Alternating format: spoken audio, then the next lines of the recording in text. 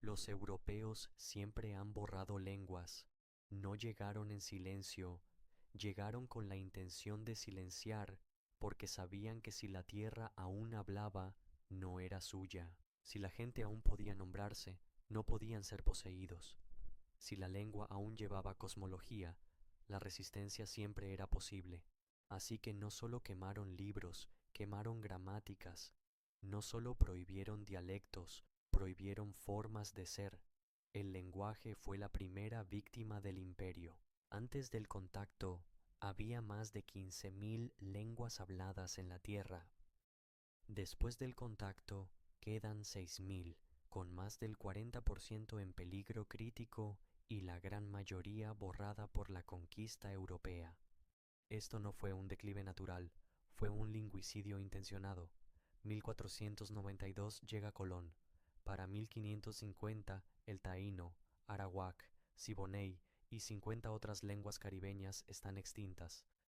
1562 Diego de Landa quema códices mayas en Maní, Yucatán.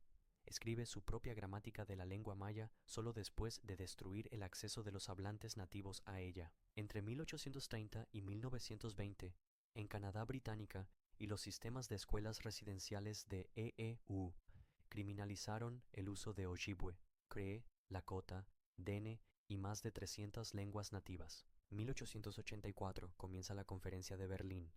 En décadas, más de 2.000 lenguas africanas son marginadas, declaradas dialectos o consideradas inadecuadas para la impresión. Entre 1948 y 1994, el apartheid en Sudáfrica enseña a los niños negros en afrikaans e inglés, mientras criminaliza las lenguas bantú tradicionales en instituciones estatales. Hoy, al menos una lengua muere cada 40 días, y la mayoría son indígenas, la mayoría en lugares una vez colonizados por Europa.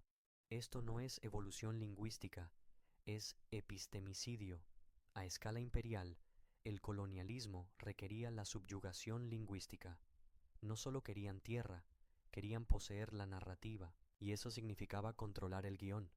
En las Américas, misioneros españoles y portugueses exigieron que los niños indígenas aprendieran catecismos católicos en latín, reforzados con látigos, raciones y aislamiento.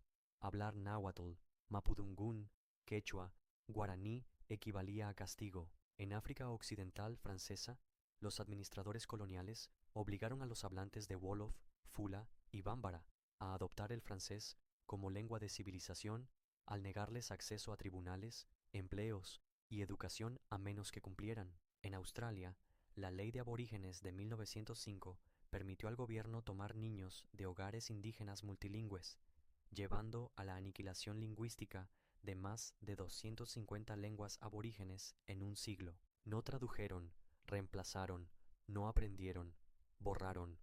Lo que se borró no fueron solo palabras, fue la creación del mundo.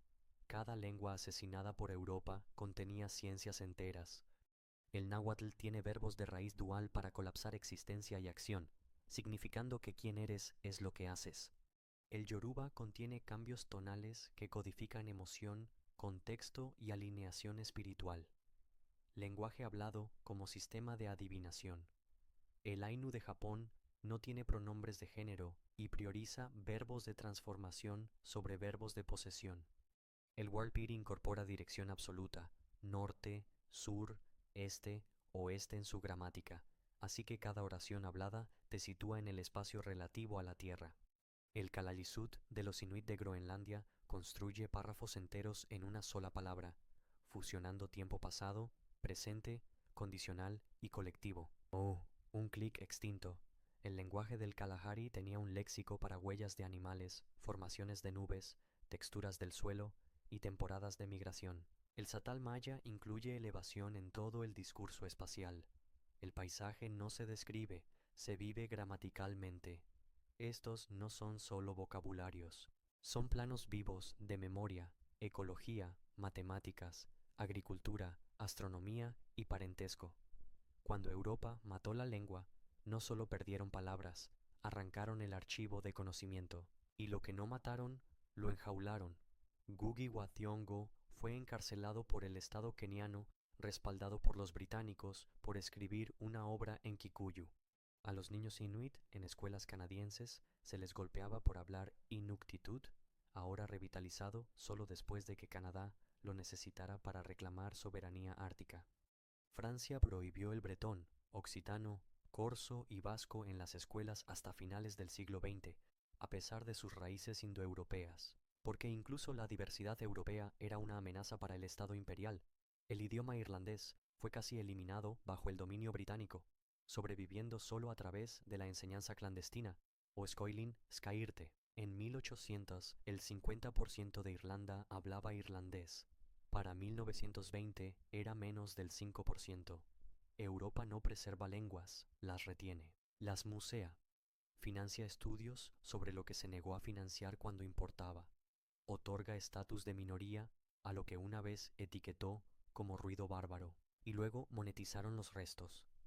Las gramáticas de lenguas en peligro ahora son datificadas por gigantes tecnológicos para entrenar sistemas de reconocimiento de voz y traducción de IA. Sin consentimiento de las comunidades sobrevivientes, investigadores lingüísticos publican disertaciones que definen carreras sobre lenguas extintas sin ofrecer restitución a los descendientes de los hablantes. Los museos tienen archivos de audio de ancianos indígenas grabados en sus últimos años, después de décadas de silencio forzado.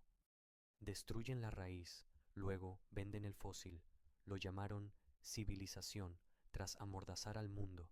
Los europeos no solo borraron lenguas, libraron una campaña global de silencio, porque la lengua no era solo una herramienta, era un territorio, y la conquista no está completa hasta que renombres todo y nadie recuerde la palabra original. Lo llamaron progreso. Nosotros lo llamamos el asesinato del aliento. Aguanta,